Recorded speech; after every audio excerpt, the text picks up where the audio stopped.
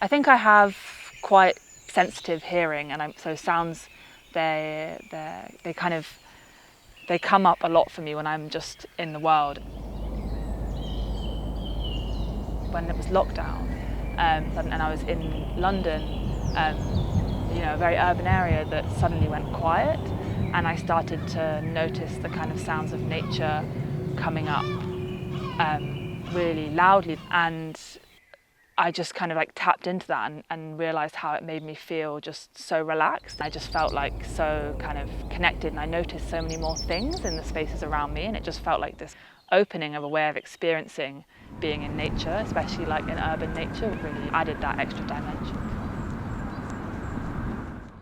The natural world is more shaped by sound than we would think, basically, because humans are quite visual, so we kind of like try and understand everything by looking at it. There's all these sounds going on and animals communicating, and there's so many amazing ways that the ecosystem will be responding to sound and using that as information in a way that like we don't even know about.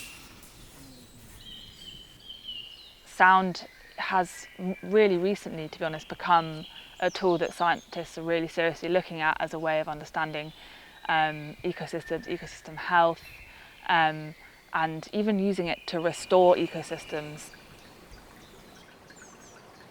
You can set up a recorder, take the people away, leave it there, leave it for a month, and you get a much more kind of rich picture of what's there. It's interesting to me that this is only kind of being discovered now, but I think a lot of it's probably to do with technology. When I was in lockdown and I started listening to my surroundings, I really just began to like notice so much more, and then also at the same time feel like deeply relaxed. It definitely just like brings you into this kind of like mindful state. There are kind of some movements of people kind of stepping back and being like, actually, I need to, take time for myself. And then in that, learning about nature more and how kind of like smart it is.